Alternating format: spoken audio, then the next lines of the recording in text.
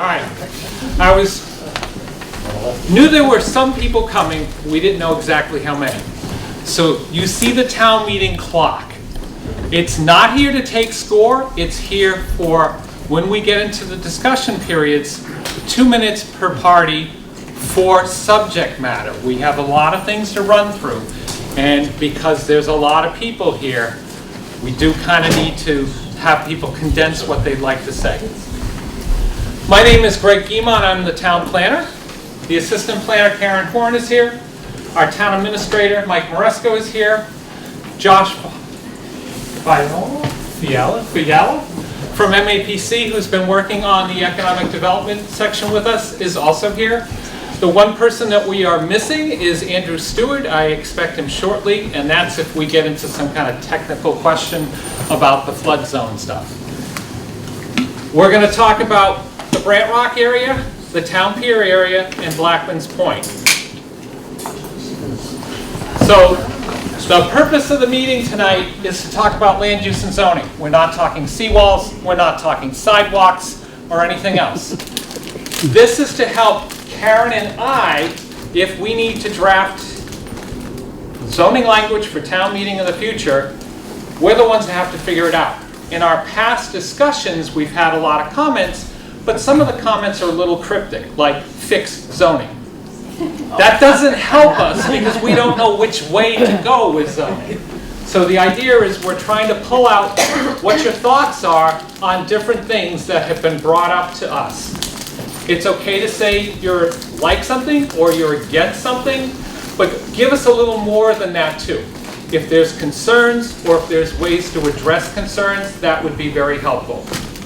Please be respectful of other people's opinions. There is no cross-examinations of anybody. This is just your thoughts. And I had already kind of mentioned the town meeting clock is here for one purpose, which is the 2 minutes. It does not have an automatic reset. So if somebody doesn't speak their full 2 minutes, it may take us 10 seconds or whatever to get back to 0 and then to 2. All right, so we'll get right into it. I'm going to talk about sub-areas, and I'm going to stop at each of the sub-areas and sometimes on individual properties. So the first one's the Brant Rock area. Dyke Road, 139, Ocean Street continues, Town Pier Road. Just so everybody knows what we're talking about. We have a VE18 along the seawall, A03 behind the VE18, which is those houses right behind the seawall. The majority of the Esplanade is AE12. There's a few more chairs over there and over here. There's a couple of chairs up front. It's not church, so don't worry. This way you'll be able to see better. Just to get everybody situated on ground elevations and stuff, the first floor of Haddad's is at 12.7 feet. Ground elevations in the Esplanade, I used to think Arthur and Pat's was the low point at 6. It actually isn't from the topo information I was able to find. It's behind that barn-looking property on the Venus property. That barn building is the low point. The high point is just before you get to the stairs to go up into Haddad's. So those are your, and that's at 9.8. So you go from elevation 5 at the lowest to 9.8. It's fairly low, as you all know. That darker shaded area is your B4 Brant Rock Village overlay. The lighter tan is R3. And you can see this line is all over the place. Typically, on your zoning boundaries follow streets, property lines, rivers, streams, power lines, railroad tracks. Again, you can see that doesn't do anything of those things. And it doesn't really make a lot of sense, especially this western and southern boundary on this side. The south side of South Street, also you have a little area in here that is all residential houses now that Charlie's gone. You got the sub tower. But that's in the Brant Rock Village overlay. And then you have all these houses up in here that are outside. It's in residential. So on this map, the green line is the present zoning boundary line. And what we wanted to talk to you about is, on our side, to us it makes sense, bring it along the street on Town Pier Road, bring it up the property lines, this is town land, bring it up on the property lines to here, and then run it on the property line right next to that sidewalk. Those two houses would come out and be residential, and the commercial line would end here. Where's Ryback Way? Right here. That's what I thought. Where's Town- Town Pier is? That's Town Pier Road is Dryback Way. Okay. Town Pier is down here. Down there, thank you. So we wanted to ask people what they wanted to do here, and we also wanted to ask people along the seawall what they would like to do. The colors here is that light green is town land, that dark green is the existing line. There are a few easements and stuff that are shown in that pink color. I'm being an idiot, but what's the height of those houses over there? How high up are they off the ocean? It varies. Most of it is higher, isn't it? This actually is higher than the Esplanade. That's what I thought.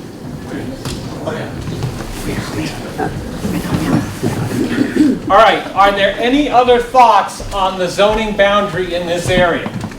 Does anybody have any other thing that they would like to talk about? And what are your thoughts on, well, we'll do that first and then we'll get to the thoughts. So is the north boundary line make sense to people? The only one that juts out is where the Brant Rock Market is, which again, that's a commercial use. So the north boundary is okay. I'm sorry, Gordon. So when you're saying zoning, are you talking residential versus commercial? That's all we're talking about right now. Right now, for It's this just- particular area. So you're basically going to shrink the commercial piece of it. My and thought most of is, it is yes, going to that be now we more shrink- residential. We shrink this part of it, ask if these people want to be residential or commercial, and then ask these residential people, do you want to be part of the B4 Brant Rock Village overlay or stay residential? And so if there's any new business, if the zoning changes, they have to stay within those boundaries. Yes, for Okay. new uses. So zoning projects forward. Okay. Question, did you Yep. talk with the church? Are they okay with being excluded? We have not had a conversation with the church. And the entire time I've been here as both a planning board member and the town planner, the church has never asked anything about the zoning lines. Do we have any people from the church here? Cindy Castro. That'd be something the board would have to discuss, so I will relay that message to them. Okay? All right, any other questions? If no questions, any other suggestions on the zoning? Go ahead. Just a little confused about option C. It's a residential zone now, Right. right? And then what is the benefit to the residents if it becomes a business zone? So, some people would view that if they became B4, their property values would go up because it could potentially be bought out for commercial uses. Bought out? What commercial? So, one of the things I've heard is that on the business side, we don't have enough restaurants, and we don't have restaurants on the water.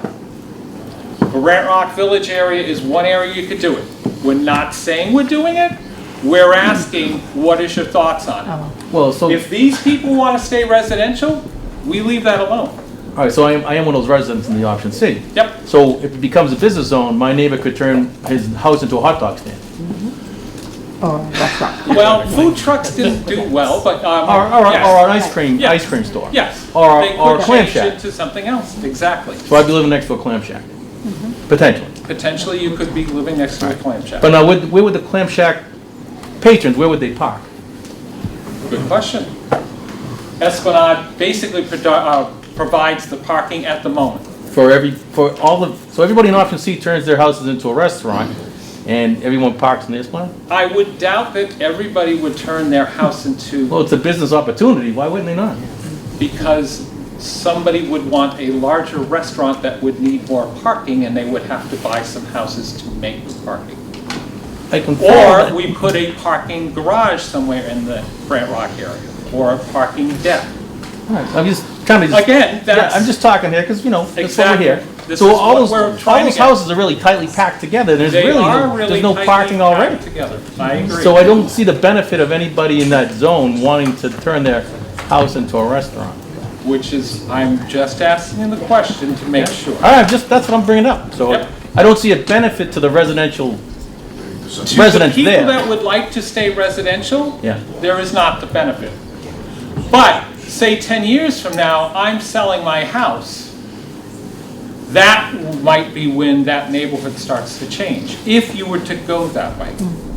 Right. So then, say the people, you sold your house, and the people on the left or right of you are now potentially living next to a restaurant. And they might either move, sell, or whatever. And that's all Again. based on the zoning that we talk about tonight. Exactly. And this is not going to this town meeting. This will take a couple of years. Whatever zoning we do is going to take a while. It's not going to be instantaneous. We only have 2 town meetings a year, and it's preferred that we go to annual town meeting with zoning, not special in the fall. But sometimes we do come. But in this case, we're taking a longer view, and we're trying to get feedback here to see what people would like to do. There is a seat right up front, 2 more seats over here if you want, if you don't want to stand. Yes, I'm going to show my ignorance here. okay. What are Airbnb places listed as in Marshfield? 'Cause I We would do think- I not, would in think zoning, we do not have Airbnb listed as a that's use. Vaguely what I thought. So under zoning, Yeah. the way it's written, if it is not a listed use, it does not exist. Okay, The town is not on the zoning side of things, there's not this big enforcement going on. well. We're kind of, You know that one of my neighbors had an Airbnb in a shed. And I heard about the infamous shed. And the town did shut them down. So, and I was happy about it because the shed did not have a bathroom. So it was very peculiar. You had to go in, yes, knock on the door to go into the bathroom. Yeah. So those It will be houses- enforced if Yeah. residents complain, Yeah, but for the most part, it's kind of this silent thing. We understand it's going on. There has been no effort on the town side of things to do anything about that, like to prohibit it. There is some kind of tax or something, Michael, right? There is. yeah. So town meeting did adopt allowing that structure, so do you want me to just? A real building. If I just take a second to A real explain. building, not a shed. On a real building, that's Yeah, correct, the yeah. shed, whatever, it'd have to meet all the safety and sanitary code.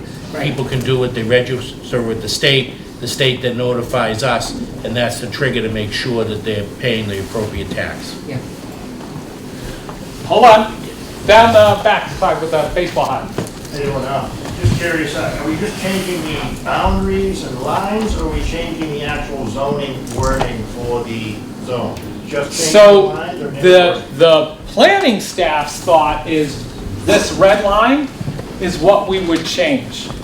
This and this would fall out, and these 2 houses would fall out. Nothing else on language, this would just be to clean up the boundary line, get it on the street and get it on the property lines versus having it wander in weird angles with no degrees or any other way of determining where the actual boundary line is. And from back here, I can't see that, but those areas that you wanna exclude, what are those? What are those? Town, Then the parking lot. town, 2 houses. I know it's town, but is that like the beach parking lot? There's the beach parking lot in the very beginning of this. Okay. The rest of it's marsh. This is marsh, this is marsh, those are the pump stations, and then you got that sidewalk that's going up. Okay, so nothing but business. Steve Lynch, 50 Central Street. So first off, I think you're mischaracterizing Airbnb. That's a broker for summer rentals or however, part-time rentals. So to call it a business and make it in saying that it's not part of the zoning because it's not mentioned, so it makes it illegal, that's not true. It's all right to rent your house out for the summer for 2 weeks, for 4 weeks. They're just a broker. You're not a franchise for them. I'm an Airbnb and a home away in my house in New Hampshire. It's totally different. So to say that we could have enforcement or it's a violation of the zoning is not true. It's not, that's not the right characteristic. They are just a Our broker. zoning building commissioner is not here, he was supposed to be here, and we would go with his determination, and at the moment, that's what he has said. Well, that's not true. They are a broker. They are not a business. You're not a franchise for Airbnb. You're just It renting is your a house different on a use part-time than a basis. single-family house. Anyway, so neither here nor there on that. That would be an argument for someone to decide after enforcement. There's no advantage for the residents of Marshfield by expanding the business zone. That, you know, if you're gonna build more restaurants, that's not an advantage to. So I think we're starting the 2-minute clock. Restaurants cater to mostly the people out of town if you're gonna add more restaurants. Maybe the restaurants that they have now cater to the people in town year-round, not in the summer, more people who come here from out of town. But it makes Brant Rock a destination location. As a resident, I don't want to see Brant Rock as a destination location. And restaurants serve alcohol, and we already have enough people serving alcohol in Brant Rock. We don't need any more. And again, as I had said, the question, this, to me, seems to make sense. While I'm fixing this line, do we want to do anything about these people and these people? Do you guys want to become I have one residential? more question. So if elevation 6, right? Yep. And so in FEMA, you have to build the 13, so that means we're gonna add 8 feet to the building, total building height that is gonna be allowed there? So that means you can go to, Change that allows your height to go with the change in the FEMA bylaw. so that means we're gonna be able to allow 8 and 35, 40, 3 foot to the mid-apex of buildings. We were not discussing that point tonight per se, because that had But that's already been what would happen. decided at town meeting. That's what would happen though. It's already in the bylaw. So I understand it's already in the bylaw, it's at town meeting when we passed it. And I'm just remember, saying, this if you're gonna allow was buildings to be 16. built, you can build them almost 50 This was feet to the AE feet. 16, it is now AE 12. Okay. Anybody else on the boundary line change? One more question. Yep. The southwest side, you keep saying property lines and roads usually are the boundary. Why are you guys cutting in and not just following Drybeck Way? Because there's a property line on the town, this is a bigger piece of town-owned land. It goes all the way down to the sewer treatment plant, so it makes sense to use the property line here. I thought the black was the proposed. No, this is green, that's Okay, existing, okay. and the red is what we were talking about. Okay. Hello, Andrew.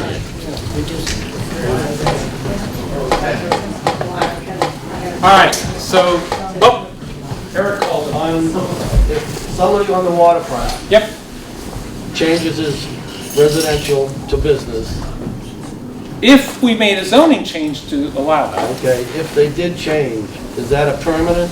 Did not change back to residential? The So town if the it's, town I lived in, yep, on the side of the street that I lived on, we had that option. Once it changed from residential to business, it could not go back to residential. if it is an allowed use in that zoning category, so say residential use is an allowed use in the B4, which I did not bring my bylaw, so I cannot answer that off the top of my head, you could still be, or revert back to residential or business. Okay. We don't, unless it's prohibited in the district that it's going in, that older use could come back. Okay. All right?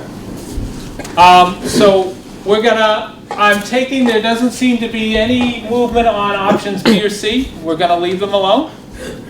And we're gonna continue looking at the red line change to clean up the boundary lines on the west and the south. The reason I'm doing that is because I don't wanna run too late. All right, so the next one is 266 Ocean Street. Go ahead, Karen.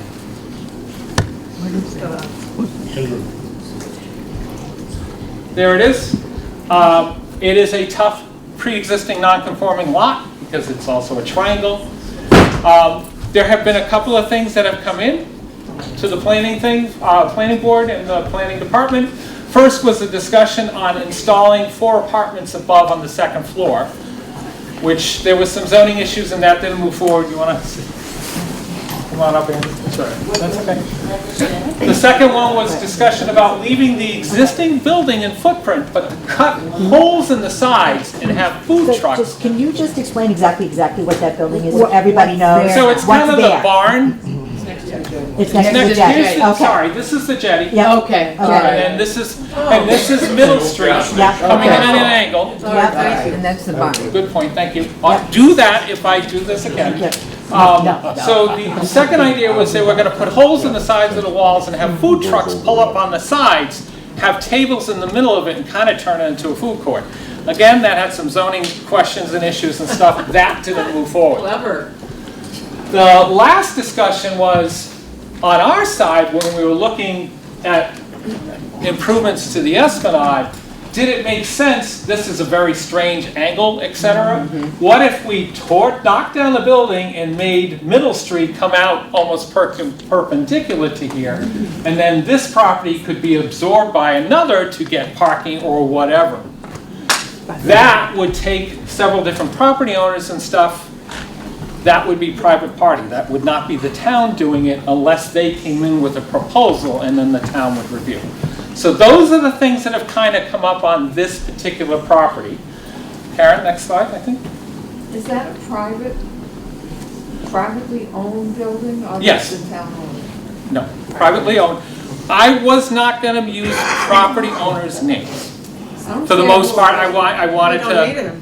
I mean, you're talking about putting holes in some of the sides. No, no, no. That's their idea The or property yours? owner came in with that idea, not the town. So when I say, when people come in, they float, a lot of times I get people, what about this, can we do that, etc.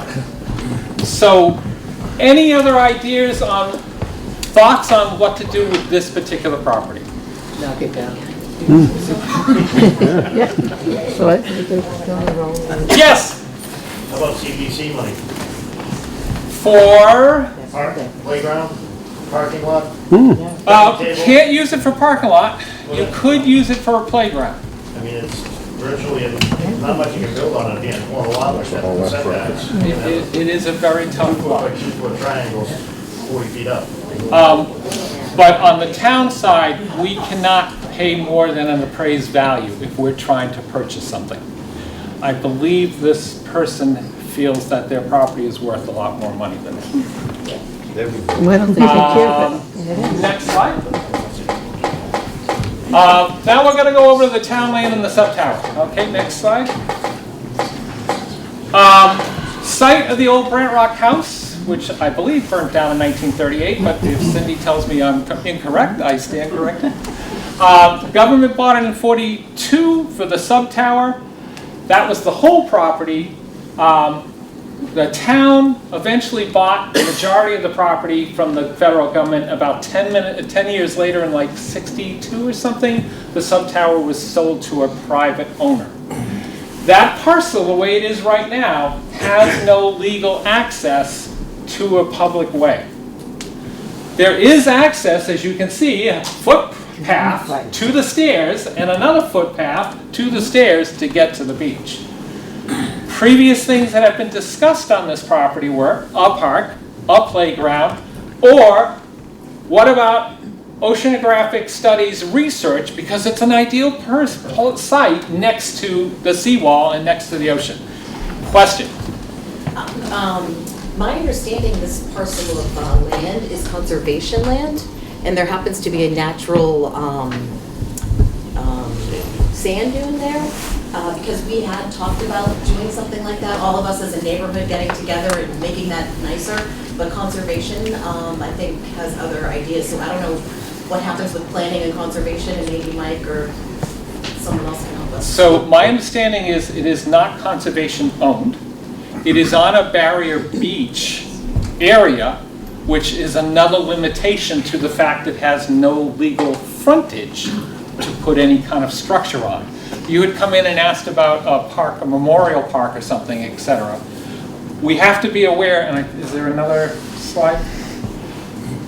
So there's the original Brant Rock house, and if you see, here's the road, it went right into the property at one point. So I don't know how it lost its frontage.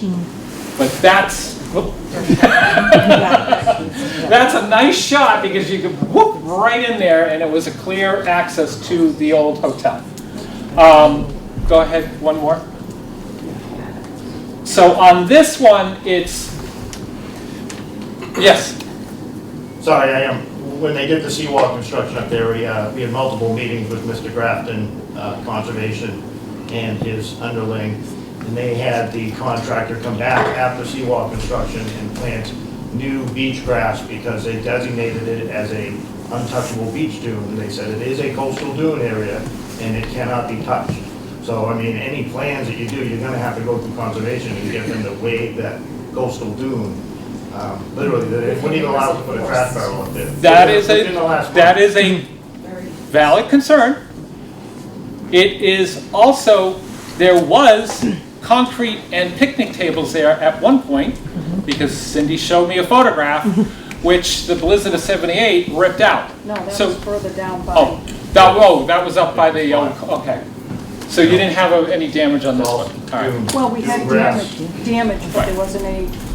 So who's responsible? My job is to tell you what has been said to me. I am not saying I want this or that, other than that boundary change. Everything else is, here's what we've heard, what do you think about this? So- You dead on when you're saying the beach grass, et cetera, it is a barrier beach. So we as a neighborhood have come together and we wanted to do something with that, but the town, again, has told us no. So for us to try to bring this up in planning as a brainstorming idea, it just seems, or conservation, it just seems weird. I am trying to inform the neighborhood of potential things that have been brought up to see if you have any other ideas. We As just I been told said, no, that's all. I am not saying we're gonna build this or do that. It would be great. All right. So we've had park and we've had playground. We know there's conservation issues. Next slide. Next slide. All right, so since the Brant Rock Village overlay change was 2014, just before I got here as the town planner, there has been a major change in that the entire property now is one owner. At one point, there were multiple owners. The original Arthur and Pat's proposal couldn't work because about 6 months after town meeting approved it, FEMA came in with the zoning and blew the whole place up. And it was not physically possible to do the density that they had asked. Like a year and a half later, there was some discussion about a weekend food truck thing down in this area. It was turned down by the Board of Appeals because of concerns of noise, trash, etc. 2017, when Rocca was the town administrator, we had the property owners come in and they had a proposal that they showed us. They did not leave it to us. It was not an official filing. We gave them feedback at the time, and our number one concern was height of the building, mass of the building. We had asked to lower the building to 3 floors and to spread it out. We have, next slide. We have not seen anything from them since. We've been told plans are in process, but again, we haven't seen them. The most recent changes for that area was we allowed a full third floor. Parking for the residential units must be above the base flood elevation, which means it's got to be above 12 feet for the parking. Parking for residential and storage is allowed on the first floor in the rear of the buildings, and that was because when we had discussions way back when with Arthur and Pat's, one of the concerns was they could not fill the entire first floor of the entire length of that property with commercial uses because it's a seasonal area. So we allow them to put the parking for the residential units behind that first floor, which is going to be at elevation 13. And then the last one is, the last change was the planning board would be the special permit granting authority. Previously, it had been the Board of Appeals. That property is roughly 2.85 acres. It would allow 37 units as it's currently zoned. When the original proposal had come in, it was 90 units. So just so everybody knows, that is the starting point for that whole area. Next slide. Excuse me, can you just show me where the old Arthur and Pat's building is? So the old Arthur and Pat's building's right here. Okay, Hop, yeah, ice cream store, Venus. Haddad's is over here. Yep. Greg, you see the water on the picture. I mean, how can they build on top of, That's a pole. That's a puddle. It is not wetland right there, but there is a lot of wetland on there. there is? It, again, a tough site and an expensive site because you're gonna have to elevate. So that, one of the things that has been kind of kicked around was if you start at elevation 6 and that's your parking for your restaurants and the people that are coming in to use the shops, then you elevate up 7 feet, then you have your 1.5 feet or whatever for your base, then you'll have the building. And the parking for the residents would be up in the back of that building on a pad. And the What? shadow would be how long? The height, again, had already been discussed in previous, we weren't talking about the height yet. But everybody in this area, if they eventually elevate their homes, they're all going to the same level. One of the discussions was, why doesn't the town elevate the Esplanade? The problem with elevating the Esplanade is if we do that, all these other people are impacted with the water that would have been on the Esplanade. It is an expensive proposition. The town, as far as I know, does not have the finance or the ability to help address all the other people that would be impacted. So that's not where the town was going at this moment. Yes? Okay, so, you know, you say elevate, so are you bringing in water taxis for people to get to the stores and the restaurants? Plum Island currently, it has the Army Corps of Engineers coming in, and they're rebuilding the shoreline by bringing in sand, which is, it's going to, within 2 years, they're going to have 16 feet regained shoreline for Plum Island, so that they can maintain the properties, keep insurance prices down, etc. With this plan, I mean, you're just creating more flooding. You're filling areas that are meant to drain without addressing the problem. Telling people to elevate this year 6 feet, 7 feet, what will it be in 3 years? I mean, you've got to put in a sustainability plan, and other places are, so I don't understand why we're not. The state is paying for the Plum Island restoration, and there's no plan here. There's no sustainability, there's no infrastructure. It's 6 feet, 7 feet elevation now. What is it in 2-3 years? 10 feet? Then FEMA comes in and says, oh, everyone pays flood insurance. You know, it's just, you're not looking at the sustainability of people living there, businesses moving in there, and for it to be prosperous. You know, it's just, I don't know what you're thinking. And telling, you know, oh, we'll just elevate. We in the town are not thinking. We have Apparently, you said it.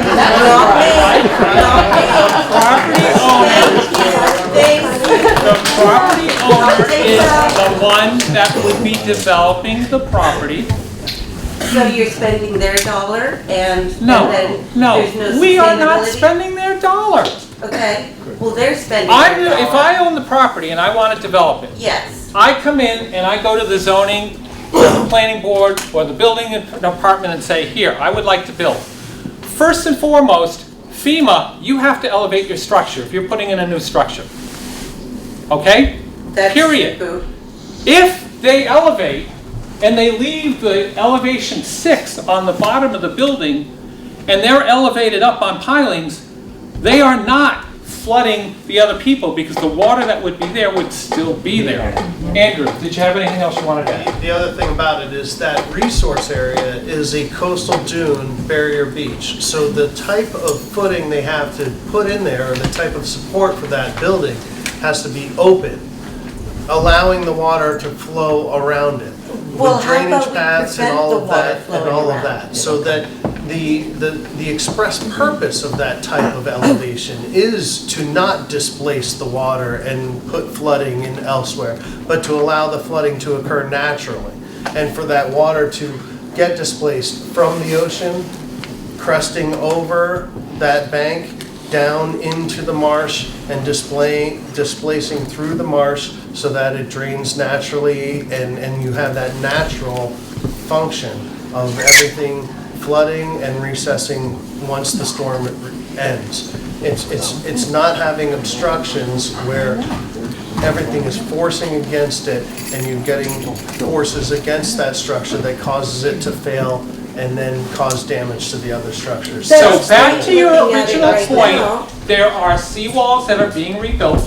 The town has been coming down and rebuilding the seawalls. That's When they not rebuild the preventing the tide coming seawalls, in, they're though. adding height to those seawalls. But my We thing are was working that on to beach nourishment. push back Could I the finish? ocean. Yes. Could I finish? We are working on beach nourishment. I've been working on 5 years to get the beach nourishment.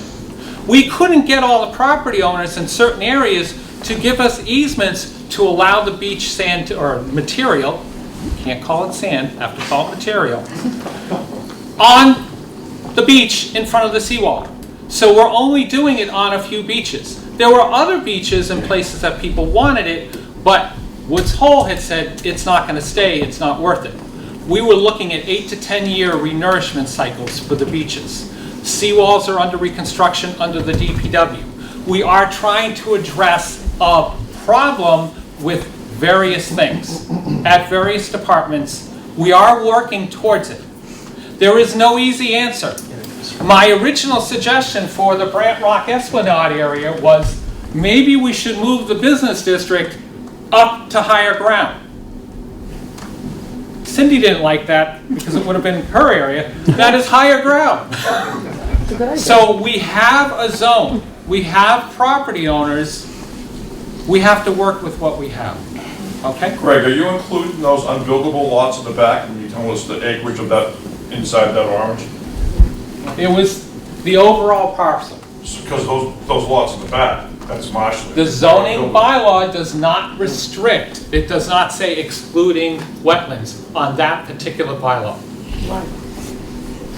So It that's was not the way that protected was wetland? drafted. So they can build on the That's what you're They telling me? can't It is. build It's a on the protected wetland. wetlands under the Wetlands Protection Act and under the Conservation Commission. Unfortunately, they have a meeting right now, they're not here to represent themselves. But that is something that they would absolutely protect.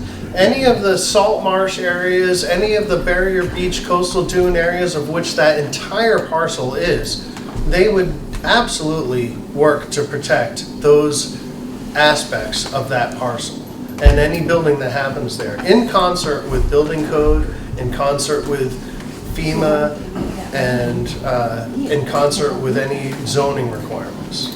But you can use the area for your 47 unit, or 37 units, because of the way it was originally drafted. I did not draft the original language. Just to clarify, Greg, Next slide. you can't displace tidal water. It's That is something that would be addressed in the permitting process. Any other thoughts on that property? You had a question. Well, I just, see how it's the orange and how it That's cuts out. just me drawing a line around the whole So- swath. And I'm just trying to understand, so I don't know if we have to go back to the first slide, but why not you just exclude the wetlands? You can't build on the wetlands, so that is excluded. So it basically is forced right along the frontage of the building, which is Okay. one of the reasons why we're That's just asking the them property lines then, to okay. pull the building, instead of this big block, pull it along the frontage again, so Okay. you better fit on the site. The overall property gives you specific rights and setbacks to where you can build legally on the parcel. But the wetlands additionally add certain areas and buffer zones within that parcel where that you can build. So the initial thing is the zoning or the planning parcel lines. And then from there, any additional setbacks created by wetlands requirements then further restrict where you can build on that parcel. Okay. So Greg was just trying to give you the overall area that we're working with. From there, it's restricted further. Okay. Question? Yeah, so I was trying to put front stairs in my house, and I have a stupid little stream that comes through, so it's wetlands, and conversation said no. So what are your setbacks for the wetlands? Because I have a 75-foot, a 25-foot, no touch. That whole back strip would be excluded, reaching into those front lands. Can you please explain to me the no touch and the boundaries for the conservation? That it's is tough Conservation because Commission. Andrew, hold on. That is Conservation Commission. It's better to let them answer directly. But they will have to live with anything within 100 feet. You have to go to Conservation Commission, and they currently have a 75-foot, no new construction. And every project is treated individually. So it's not, each individual project, when they come before the conservation, comes on its own merits. Avery Dwyer, Avery All Dwyer, right. one other. Got to. All right, next is the 3 properties right across from the Brant Rock Market. So at one point, the property owner came in and he wanted to build a 3-story concrete garage. And I was like, yeah, I don't know if that's a good idea. He then came back and he said, okay, what if because this is the corner that's seen, what if I put commercial on the first floor, residential above on this, and still have my parking garage? And I was like, can you make enough money with a parking garage, etc.? He thought he could. We'll leave it at that. The next idea that came in was a few years later.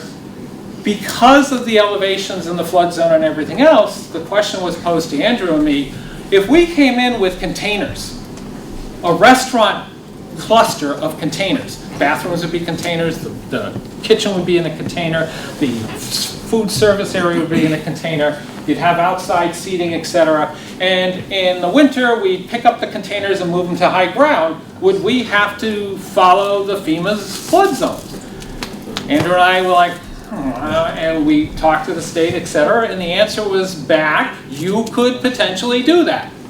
It would, you'd have to have quick release water and sewer connections and all this other kind of stuff, but you could potentially do that.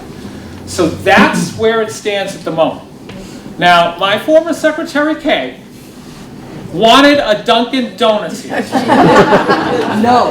Now, I said the only way we could get a Dunkin' Donuts is if we had you drive underneath with a dumbwaiter, you place your order, and it comes down. What's the big deal? She wasn't too thrilled with that idea, and the property owner wasn't too thrilled. But I had to laugh because recently McDonald's is now having a mechanical food serving thing that could actually work in a situation like that. So again, part of the problem on the commercial property owner side is the expense of dealing with the flood zone is why you have not seen a lot of reinvestment.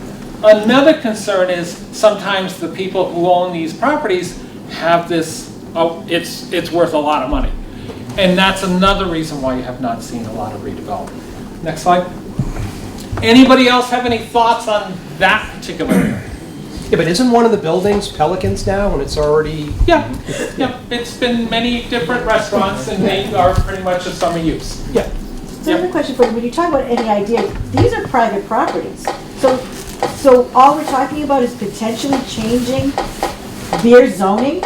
I mean, the town can't do anything. These are private properties owned by people that are coming to you and based upon, X, Y, and Z as to whether they can or cannot do something at the state level, local level, state level, federal level, and even beyond.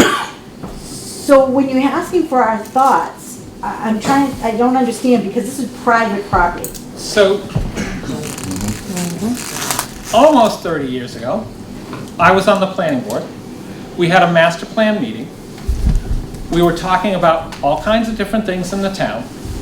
And the last thing I asked people on a particular area was, are there any other thoughts?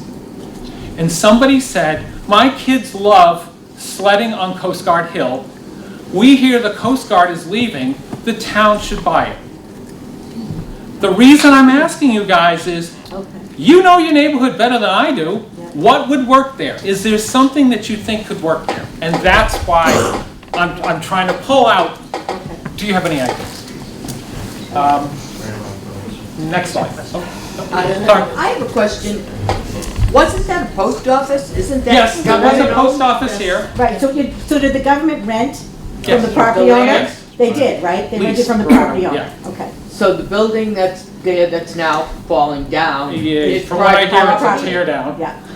Is private property? Yes. Okay. All these are private properties. Yep. Next slide. The post office on Beach Street is private property too. They lease that space. Oh, okay. All right, now we're crossed over to the beach parking lot. That's right. Which I did notice in the last storm did have water in it. So one of the things that had been thought, and sometimes it's used as our temporary construction storage area for when we're having seawalls and work done. One thought that we've talked about was, what if there was a single deck parking garage, and then of course somebody else said, well, why don't we put, if we're gonna put one deck on. Again, that is a very expensive proposition. That would have to go to town meeting. That would be a lot of money. The benefits is, if we did have a single deck or even two decks, if there was flooding events, people could bring their cars and park them up on that upper deck and have them out of the storm's way. People who live there. Yes. So that was the thought. We would still have it for beach parking. There would still be some restaurant use, etc. But that would be a thought. Now, whether or not the town could afford it, meaning our selectmen and town administrator and those people, that would be a separate question, and then it would be taken to town meeting. But this was just, all right, while we're going around the horn, what about this thing? Yes. Right across the street from that orange shop is a sinkhole where the Right there. tide doesn't go in and out. There's waters there all the time. It smells, and we shouldn't build anything more, make it worse. So again, we would be building on top on pilings. So when there is a flood, it would be there. DPW is at some point gonna have to do something about the dike. And there's been discussion about, as part of drainage improvements up here, we'd have to run drainage down along the north side in a storm event, because when the harbor's full, doesn't matter, the water's not going anywhere. They'd have to direct the water down on this side. Again, that's longer term. We also have a problem right here at this intersection in storms. Passenger cars constantly get stuck there. Not the pickup trucks, but the passenger cars. I have mentioned several times, and we're working on a hazardous mitigation plan, and we've done the MVP and all this other stuff. We have been working on all this stuff, but this has been identified as an area that we would have to raise. Right away, we had a concern by a certain building just out of the picture that is afraid that if we did raise this, we might flood them. So again, there's always things that you have to be aware of and concerned. That again, this is just to give you, this is something that has been discussed. And Greg, I gotta say, when you place a structure in a flood zone and it's compliant as far as having either an open foundation or flood vents, that doesn't adversely affect other properties as far as flooding impacts. When you add fill to a property or you elevate a roadway or something, that absolutely affects the flooding impacts to other properties. So when other properties have, concerns about flooding impacts being created by elevating a roadway or doing this and that, those are valid concerns and should be taken seriously. And that type of thing really only is concluded by a serious engineering study of how that will impact the other properties. But it doesn't affect tidal flooding, because the measurements would be an atomic number to figure out how much fill you could put in Brett Rock that would affect the height of a tide. If, ice falling off in Antarctica raises the Atlantic Ocean, but backfilling Brett Rock doesn't raise the I Atlantic understand Ocean. that, I'm talking about normal displacement. Rainwater. If you increase the topographical aspect from something flat to something that's elevated, water's gonna go around it. And that increases the effect of the water of how far it goes inland. And so that needs to be addressed by an engineer. If you're gonna create a roadway or something that's significant, that needs to be addressed. I got because a it will question affect back other here. properties. So, adding another level or a parking garage on that, with the number of hundreds of projects going on in Marshfield, what is the capacity of that parking lot as far as parking cars? And what is the usage of it? In the 90 days of summer, is it full every day? I mean, it doesn't really seem like a $10 million second-story parking garage would get the use it needs to cover the cost of it. All questions that would have to be answered if we were going to even think of going down that road. You got your hand up first. That's the solution for the harbor master for his longboat trailers. There you go. Again, what I'm trying to do is show you the whole area to give you a whole idea for things like that. Where does something make sense? Should it be here? Should it be there? Thank you for your thought. What's a ballpark figure for a two-story I had garage? figured it out. I knew somebody was going to ask me. Well, the reason I'm asking, if it's, I don't know, let's just say $5 million. What's the guy who owns that property, what's he asking? More than that? If you bought that and just turned that into a parking lot? Again, not a bad idea. Good. This is an expensive proposition. We have a lot of other expensive things that are ahead of it. So that might not happen. That might happen. Again, the whole idea is let's look at the whole thing and then start thinking. By the way, when we're done, if thoughts come to you in the middle of the night, sometimes happens, write it down and you can either send it to me, Karen, or Josh because we're the ones working on this section. Next slide. Keep going. Oh, and I did note that that parking lot is about 1,000 feet from the jetty. The reason I picked the jetty wasn't that I was picking on the jetty, it's just the furthest active current restaurant from that parking lot or another potential parking lot. Which is why that's your other distance, 2,565 feet from this area to the jetty, to give you some sense of distance that people... But I was asking you what the total take of the beach parking was, so to see how much money the revenue there was. Cindy, do you know the total capacity of the beach parking lot currently? 86 cars. Thank you. How much? The question How much? was. 86 cars. No, how much money did we take in for the town of Marshfield by parking cars there this summer? I don't know off the top of my head. On average. Ballpark, 10 grand, 20 All grand, right, 50 she grand? doesn't know, but she will get the answer to you.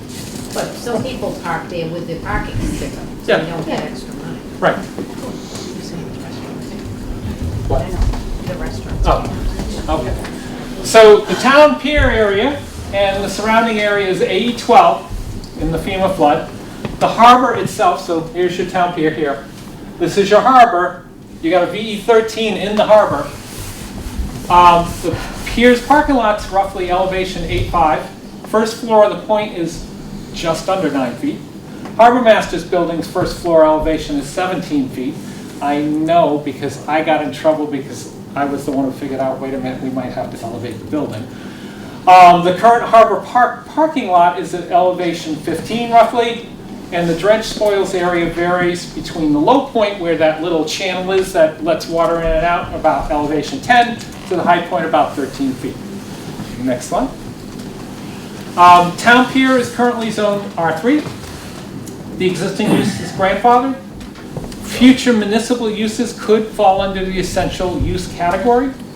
In 2015, we had a business owner, the last time we were doing the master plan work, we had a business owner who said, what about rezoning the whole town pier commercial? At the time, the majority of the residents were not in favor of it. Planning board did consider it, but they felt that since that's a municipal property and that you could use the essential services category, which would cover most things, we didn't need to get into that. Are there any other thoughts on that area? Second question, should the town rezone to B4? And third question, if we did rezone it, should we add in Taylor Marina and the tow guy and stuff down in here, because that would be a contiguous B4 zone? Again, it's, what do you think about that? It's not us saying this is what we're gonna do. Question? Have you talked to the fishermen, lobstermen? No. Okay. 'Cause I bet they'd have something. I'm sure they would. So Greg, what's the advantage of giving Taylor Marine B4? They're already operating under a commercial permit, a special permit. They don't need to be B4. So, if you're a existing non-conforming, when you go for an addition or expansion, you have to go to the Board of Appeals and seek additional, changes. It's not, if you're RB4 and you wanted to do, say, the point was gonna expand or something, they could come in easily and get their permits. They are zone residential, so they don't have that easy. They would have to go to the Zoning Board of Appeals. Did I explain that? But they have a special permit to run. Yeah, essentially the business, that type of business use was on that parcel prior to 1969, okay? And if it's going to be expanded or changed or whatever, it's going to need to have some relief from the Zoning Board of Appeals, okay? But otherwise, you have rights to that existing use on that parcel, even though the area around it has been changed to a residential zone. Correct? It's all bordered by wetland again, though, so I don't know what expansion So you the could have. wetlands is a different thing, that's conservation. So there's multiple jurisdictions in these areas. I mean, you've got conservation, you've got zoning, right? Yeah. You've got building, you've got all sorts of different things interacting in this one area. And we have systems set up in town to help you navigate through those multiple jurisdictions to get your projects or whatever you want accomplished, right? And that's the point of this thing tonight, is to help you understand that we have it all, we have the resources set up for these things to happen. But there are processes, and we're trying to understand what the community is looking for. Not just the parcel owners, but what the overall community, and we're trying to be transparent, and make you understand. So if you went to B4 in that area, how we're looking Angela, at it. then you could have retail on the bottom and residential on the top? No, unless it was a Brant Rock Village overlay. So there's B4 underlying, Yeah. and then there's the Brant Rock Village overlay. Currently, the Brant Rock Village overlay is the B4 up in the Brant Rock Esplanade area. But there are other B4s in town that are not the Brant Rock Village overlay, so they cannot do the residential above the commercial. So why we got into talking, have him explain to me the difference between having a real estate broker in Marshfield rent out my property 2 weeks at a time in the summer, and Airbnb being my broker and renting it out 2 weeks at a time in the summer. Doesn't seem like there's any difference to me. Before you got here, Andrew, there was a question about Airbnb, and I said it's not a single-family use, that we're not actively, unless there's complaints by residents, we're not getting into that. Right, because that aspect is more controlled. There are state laws enforcing those aspects of things, and we don't have zoning bylaws that necessarily address that specific aspect, so we defer to the state. So, but what Greg was saying was because we don't have a zoning bylaw, we do have a zoning bylaw, I mean, we don't have a use in the zoning, because we don't, our zoning bylaw says that it's illegal, right? Because it's. So do you want me to go around to every property in Marshfield? I'm just saying, what is the difference between Airbnb being my broker and having a real estate agent up the street being my broker to rent out my property 2 weeks at a time in the summer? I can't see the difference. I'm not an Airbnb franchise, they're just a broker, just like a real estate broker. So again, I think we just have to defer to the state rules and the state laws as far as that goes, until So that means it's residents of legal. Marshfield decide to put a specific zoning bylaw and pass something at town meeting. So in other words, Until you that wouldn't do an happens, we're enforcement gonna act on an defer to state Airbnb, is laws. that what you're saying? You would not do an enforcement not act on an saying that. Airbnb? Okay. No, I mean, he should answer that. Would you do an enforcement act if This is someone not said a someone next to me was doing an cross-examination. Airbnb? This You is not a put in a request for cross-examination. enforcement, I will investigate it as to whether or not anything is being violated. If it's being violated, I will address it. That's not the That's question. all. Do you consider Airbnb a violation? Like It I is said, not if you put in a- a request for enforcement on something specific, I will address it. Otherwise, I'm going to defer to state law on And specific. as I had told you earlier, it is not a specifically allowed use currently. Our bylaw says I that if it is understand not that, an Greg. I know the identified use, bylaws. it's prohibited. You had a question? Yeah, just, has anybody made a proposal for some kind of commercial use for the pier No. area? To prompt There are this some commercial change? activities going on at the pier. Okay, just was wondering if someone has, No, because there's all these other nobody who ones. is like coming in Okay. and say, I want to build this. Sorry. All right, thank you. Ma'am? This is a question you're putting out there about turning that whole area into a B4? The town pier itself, go back, please. The town pier property itself, which is town owned, and possibly the marina and the tow guy as a B4 zone. So why does it need a B4? Because these particular properties are commercial uses in a residential zone. But you just There said are they're not commercial expanding. uses. I'm sorry. You just said they're not expanding, so why give it a B4 if they're not expanding? We didn't say they're not expanding. Again, in the future, if they were to expand, they would We have can to go to address the it zoning then. board of appeals because they're residential. And Greg just said that there's a plan in That's place for Andrew. two. I'm Greg. Andrew, but you through the process and obtain what you need, so why zone it for B4 if there's a process in place to guide them through? Because sometimes businesses would prefer to be in a business district instead of a residential district. So can you show the... Well, it's not like they can up and move. So can you go back to the... Taylor owns the whole street anyway, every house on it. Can you go back to the proposed outline that you had to change it into B4? There is no outline for the B4. I thought you It's had basically, this is town land, where the town pier is, here's the marina, and there's the sea guy, the sea tow guy. So that was the area that, if you were gonna go B4, that would be first, all right, what about this? And where's the point?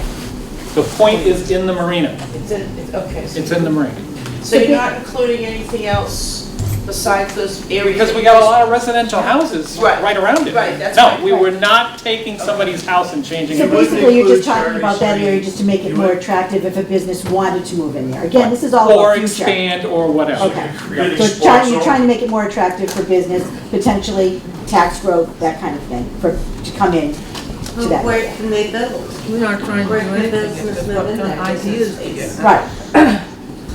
Sorry. Here's a thought, let's not put B4 there. No, I'm sorry, I thought it Okay. was So, the woman in front of you. You're creating spot zoning, right, is what you're doing by doing that. Spot zoning is a single parcel. Well, we got a single. This is at we least got a 3 single owner. parcels with different ownership. Can you ask who supports that and who doesn't, just to get We're- an idea? If you want to, as a group, say we don't like this or whatever, that's fine. I was not asking for votes, okay? This is just to get feedback. And that's So feedback. we kind of know, all right, this isn't worth it. This didn't, it doesn't make sense. Which is fine. All right, It doesn't Are we- make sense. What is are we ready to go to Blackman's Point? What is All right, let's go to the next slide. Greg, what does Taylor want? Did he talk to you about it? No, Taylor has not come in to me, to speak to me. All right, Blackman's Point. Go to the next slide. All right. Property is 11.2 acres. Highest point is 26 feet in roughly that area. Lowest part is at elevation 8 down in this area. Portion of the property is in a VE14 down in here as well. Two portions have AO3, which is that washover.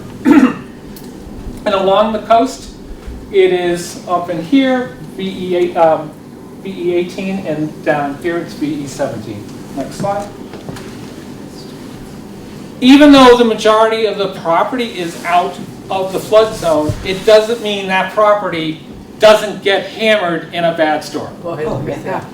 It is an exposed piece of land. Wow. And that was from the blizzard.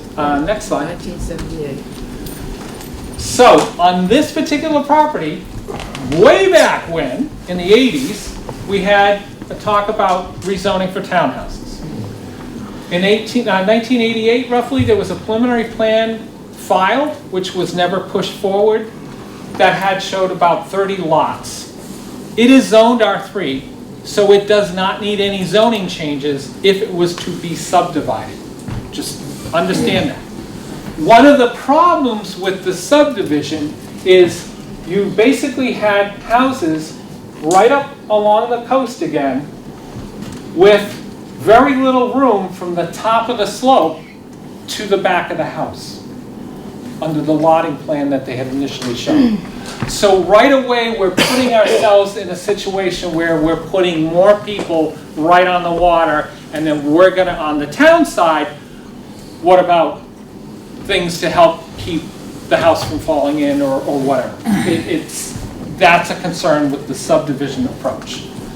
Right after that subdivision had filed, again, when I had been a planning board member, somebody from DCR said, how about the state came on and buy it and make it a state park? The one thought I had at the time was, traffic, I don't know how residents would think, especially coming in off of Ocean Street or, coming in this way and stuff. Something to consider. A couple of years ago, we were asked, what about, again, there is desires to have oceanfront restaurant, hotel, that type of thing. And they said, why don't we put a hotel or something in there? My immediate response was, that would require zoning changes. That would require going to town meeting. Anybody have any other ideas than those three for that particular property? And who asked about the possibility of having a restaurant and hotel? I'm not naming names, but let's say it was Chamber of Commerce members. Again, on their side, what they were looking for is, we'd like more restaurants, we'd like more economic growth, etc. We need hotels, that type of stuff. And so that's what they were. Blackman's Point is private property, is it not? It's private property. That person had no influence on the property owners. That was just something they had come in and said, what about this? Doesn't this make sense? This is gorgeous views, blah, blah, blah. So, Hold on. we had one of these meetings before a few years ago here, and we had breakout sessions, and I was at one, and I said the same thing. Wouldn't it be good if we could have hotels and places for people to stay when they come down here, and maybe a restaurant? Well, one of the people who was in attendance runs a restaurant down in the Brent Rock area, and he said, well, the problem with that is there's nobody that comes after October 1st, and the hotels tend to become flop houses, or nobody comes to stay in them, and they don't get up and running again until after April. So the idea of having a place for people who use Marshfield as a destination in the summertime doesn't work so well in the wintertime. I'm not opposed to either one of those, but that was a point that was made. And I have heard similar concern. We have not had a great experience with hotels in the town of Marshfield. I'm gonna go, sorry, yes? So previously to this slide, you had the town pier going to a B4. At the end of Central Street, at this side, you have this property going to a B4. No. No? No. Okay. No, I had not said a zoning change for this particular thing. My response to the people who come in, either townhouses or something else, would require town meeting vote, town meeting action, planning boards, zoning changes, etc. The only thing right now that can happen by right on this site is a subdivision of land. What if you change it to a B club? What if that restaurant in that hotel comes up with a better restaurant hotel idea and you want to change that to a B4? Now you've got, Or maybe we make a different category specific for this site. but even still, To avoid some of the other things that are in B4s that may not make sense on this so particular this is site. all ifs, maybes, ands, could Exactly. be's, would be's, whatever. Right. But if you take those two scenarios and you do a B4 down the pier, you have Central Street right in between the two, and then whatever scenario it has to come up to for a restaurant and a hotel, you've got a B4 on this end, and you've got this little tiny street with no sidewalks. It just doesn't, Which was one of my initial concern when they talk about. safety is just, I get the traffic. it's just, Hold on. Could you explain the historical significance of that area? So there was a radio tower. The bottom of the radio tower is still there. I don't know the guy, I butcher his name. So it is an historic site. It's Which- a national historic site. On the state park side, that is one plus on that. So again, I wasn't gonna go into the details on this one particularly. If Cindy wants to jump in and give a quick history, she's more than welcome, but I don't know if we need to go there. Again, on this, it was, here's 3 different ways. Are there any other thoughts for this property? Is it going away? Hold on. I live in the second house down from the trailer park. No, 60. Okay, this is 50, 50. right there, This is right 50. there. Yep, all right, yep. Nobody comes visit in the winter months down there. It's, after Labor Day, everything just shuts down to include the point. For the most part, the town pier for the most part, with the exception of lobstermen and what have you.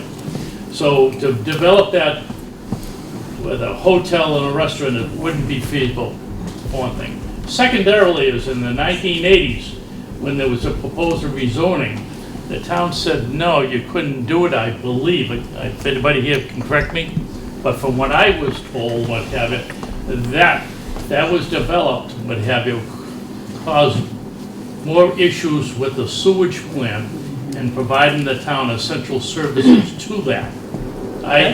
If it's ever developed, it's going to cost the town money, it's going to cost the taxpayers money, and what have you. So looking at taking from the problem or the situation here, moving downrange, it's going to cost money, with the exception if they are putting a park there, which will cost the town probably minimal, if any, money at all, or the state for that matter.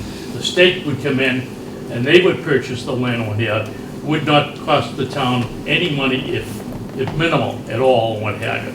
So, looking at the parcel of land there, what have you, I'm not being greedy, I'm just trying to be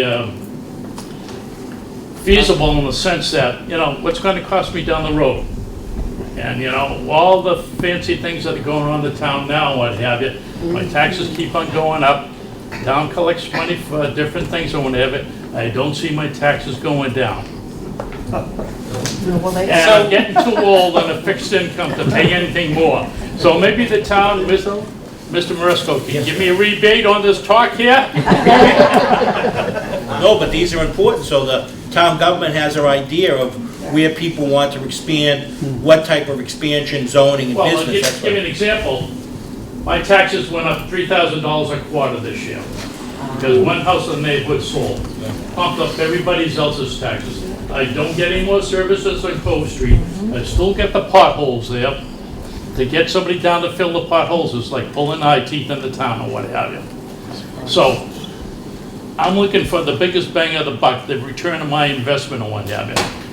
Those 2 items there, develop a hotel and houses up there, It's not feasible, because it's gonna cost the people in the town money, infrastructure. And I think we've paid enough in taxes as it is.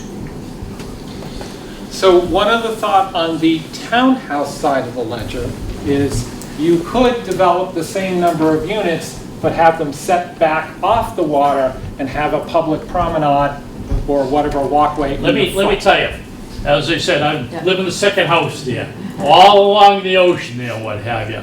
Every winter, that's why they move the trailers back. Yeah, but destroyed. Okay, that's why they move the trailers back. And that ocean with coming over the riprap there, what Which have you. shows pretty well in this air photo. Huh? You come down for the next No, storm, see, what have you. they're I'm all, gonna put you they're standing. all here, they're not right there. I'm gonna put you standing out there, what have you. It's just, you know, looking at from an engineer's point of view and what have you, it's just not feasible to put houses up there. Moving them back Pardon me? moving those trailers back every. Well, that's why they move the once a trailers year, back, puts because them out of the a couple of flood years zone they and get blown all changes over the whole place. Situation for those trailers too, by the way. Hold on, 1 second. Martine. Is it up for sale? Is it vacant now? What's happened to it? I thought nobody was ever gonna go out there and touch any of those trailers. My understanding is the lawsuit is probably, if not resolved, will be resolved shortly. And we will probably see something on this site, Okay, sooner or later. thank you. You had a question? So, I mean, Ocean Street, that area is completely landlocked when the floods. And I've lived up in that area for almost 30 years. There's been times where it's been landlocked, the tide didn't recede for 12 hours. Like there's no in, there's no out. To put more properties up there and the roads, Ocean Street, they said before that that gate would never open, that would never become a through way. So the only entrance, if that is true, and you're holding to your word, would be to go through Island Street and up that way. But to the whose park. word? If the property gets sold to someone else and they have the ability to access Ocean Street, you could end up with Ocean Street as access. I don't disagree. It is a difficult site. It is isolated. But once again, we have zoning and we have land. Is there anything else we should be thinking of? Can I have a permit for a boat taxi? Because apparently it's going to do a lot of business. Okay. I say no hotel. So aside, you just said there was, aside from zoning and aside from something else, I'm sorry, I missed it. To put townhouses up there? So that would require a town meeting change. If we were to go with a townhouse approach versus a single-family subdivision approach, we would be able to push the housing away from the front, which gets pounded in the winter, and have the public land in the front so people could have access. Now, one of the things that was brought up to me was, well, where does the public go? Just this area. At this point, that would probably be it. More to his point up front, the gentleman's point up front, more to his point, what about the sewage? Yeah. What about the towns, is that gonna The cost? sewer, that would have to be worked out with the DPW. My understanding is we have sewer capacity. I don't know if it's a height issue or whatever. Again, we don't have DPW people here to speak on it, Rod, et cetera, staff. We would have to find that out if we were to go down that route. So you're saying- Again, we're not saying we're going down this route. We're trying to, is there any other ideas and what's your general feel? Have you heard of any other ideas over the years besides the restaurant, the hotel, the individual houses, and the townhouses? Has anyone ever? That's what I got for you. That's it. So right At the now, moment, if that that's it. property sells, if they sell that property, private property to private property, the Yeah. most that they could do are 30 lots. Roughly. And right Again, up- that right was up a to the edge. preliminary plan, that was a preliminary plan back in the 80s.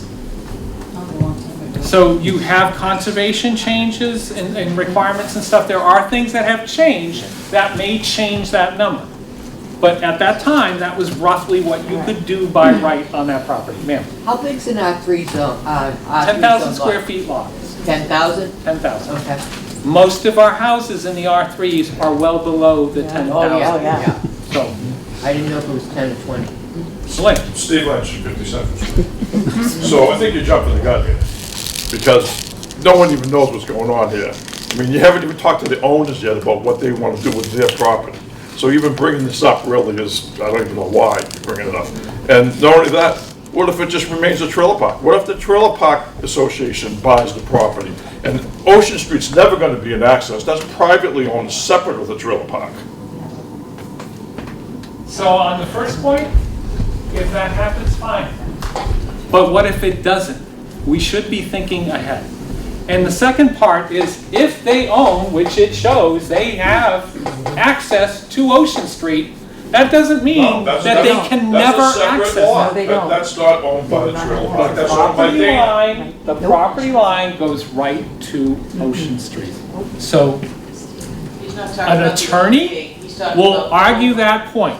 But what I'm saying is, visually, there is a connection. So it could happen, which is part of the reason we're trying to make you aware so you can think ahead.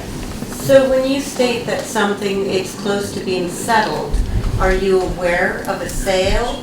Are you aware of I am aware of something no that you're sale. not disclosing? I'm Well, you aware did of say- no sale. You did make a statement saying it's getting My close. understanding that it is close to a settlement, if it So- has already happened.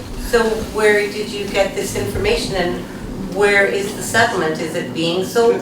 So you do have I do not information have that a is not settlement. being disclosed. People come in and say things to me, okay? I do not cross-examine them. I take them at face value. Tell them to give me a call. Well, there's no access from Ocean Street, that's a private home. It's All right, not part of well, Blackman's. that's your opinion, thank you. Hello.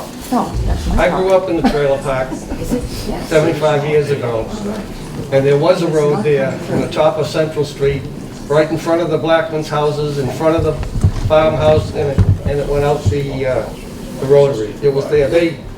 40 years ago, maybe even longer, all of a sudden, one summer we came down, and there was no, Blackman had shut off the road. Just like that, because they owned it. There was I assume the town just had the grandmother probably gave him free access for a road traveling way back when, in the 40s, when she opened the place up so people could travel. But there was a road there for, yeah. And again, on my side, if a property owner would like to speak, they're more than welcome to Is there speak. somebody here from Blackman's Point? I do not know. Is there anybody here from Blackman's Point? Is there anybody? Obviously, either they're not going to say they are, or they're not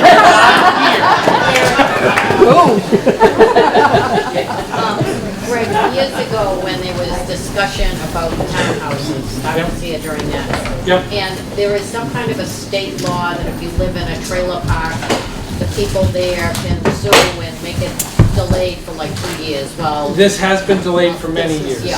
Yeah. So that's the lawsuit. That's what's been going on, exactly. Okay, okay. All right. Do we have another one? All right.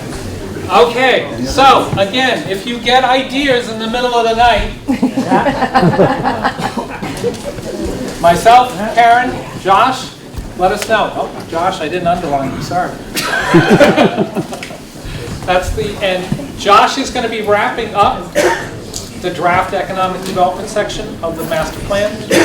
The next step is he would make a presentation to the planning board, and then the planning board would make a decision on what to do with that draft. Meaning, include it into the master plan, hold it for several other sections, or change it if they so desire. The planning board is the one that votes master plans. Master plans are typically a building block on future zoning changes. Any other questions or comments? Yes. So from this meeting, you were, I mean, I guess you're able to discern that most people don't want a hotel and a restaurant up at Blacken's Point, right? So you're not gonna add that into any master plan. Is that I was accurate? not proposing that use. Okay, all right. But that's the point of this whole thing, Is right? to get a read Yeah. of the neighborhood, et cetera. If Blackman's Point is sold to a private person, Yep. would there be public hearings to address concerns for traffic? Because I do live on Ocean Street, and I'm very, very concerned, there's no sidewalks and all that kind of stuff. Would there be a public hearing for residents to find out the traffic increase? So currently, you would go through as, the only thing they could do is subdivide it at the moment without zoning changes. The planning board would notify all abutters, two abutters within 300 feet. The planning board would hold a public hearing. I'm more than 300 feet, so how, I think somebody in your neighborhood would let you know pretty quick. He is a big one. okay. All right. Thank you. We tried to get through this quickly. You guys were great. And again,